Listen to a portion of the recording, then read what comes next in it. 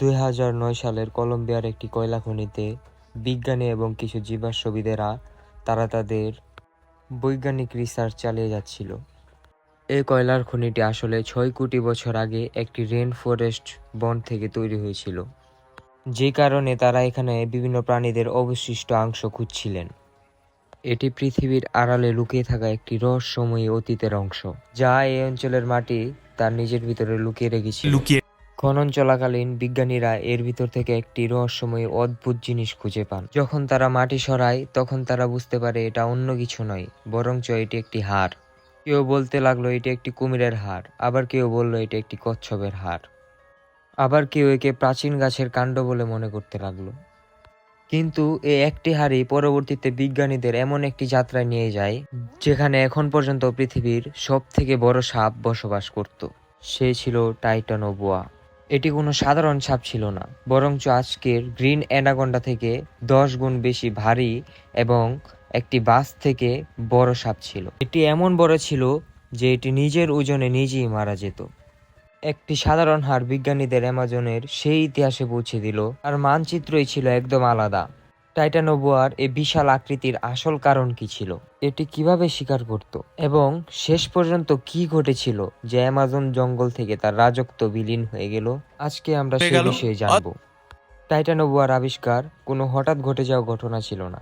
এর খোঁজ শুরু হয়েছিল 1994 সালে।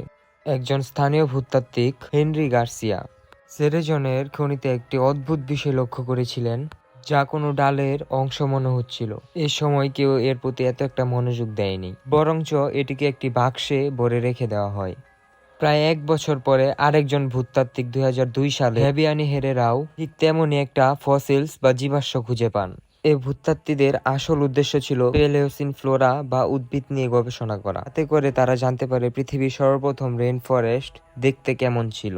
এই গল্পটির আসল মোড় আসে 2007 সালে। এখন ওই ফসিলসগুলোকে ফ্লোরিডা মিউজিয়াম অফ ন্যাশনাল হিস্ট্রিতে পাঠানো হয়। এখান থেকেই জানা যায় না এটা কোনো গাছের ডাল বা না এটা কোনো কুমিরের গঠনের সাথে মিলে। কিন্তু যখন তারা এই হাড়টিকে আজকালকার অ্যানাকোন্ডা বা পাইথনের সাথে মিলিয়ে দেখলেন, তখন তাদের বিস্ময়ের কোনো সীমা রইল না। এই হাড়টি ছিল অ্যানাকোন্ডার হাড় থেকে 3 গুণ বেশি বড়, এবং এটিকে একটি সাপের হাড় হিসাবে শনাক্ত করলেন।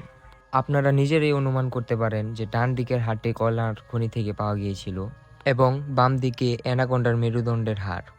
বিজ্ঞানের জগতে আকারের গুরুত্ব ছিল অনেক বেশি, কিন্তু টাইটানোবোয়া সব পুরনো রেকর্ড ভেঙে দিয়েছিল।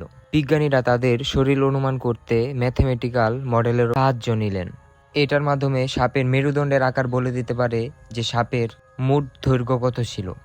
এই হিসাব নিকাশের মাধ্যমে মেরুদণ্ডের হাড় থেকে সাপের যে আকার বের হয় তা ছিল 42 থেকে 50 ফুট, অর্থাৎ আজকের অ্যানাকোন্ডা থেকে প্রায় 2 গুণ বেশি। টাইটানোবোয়া শুধু লম্বায় বড় ছিল না, বরঞ্চ এর মোটা মাপ ছিল একজন মোটা মানুষের কোমরের সমান, এবং এটি এত পরিমাণ ভারী ছিল যে একটি গাড়ির সমান। প্রায় অনুমান করা যায় 1200 কেজি, বা একটি অ্যানাকোন্ডার থেকে 10 গুণ বেশি ভারী। 1.2 টন ওজন, যে কোনো স্থলজ সাপের জন্য অসম্ভব একটি ওজন। এই আবিষ্কারটি সারা বিশ্ব তোলপাড় করে দেয়, কারণ এটি ছিল সাপেদের রাজা, যাকে পরবর্তীতে টাইটানোবোয়া নাম দেওয়া হয়।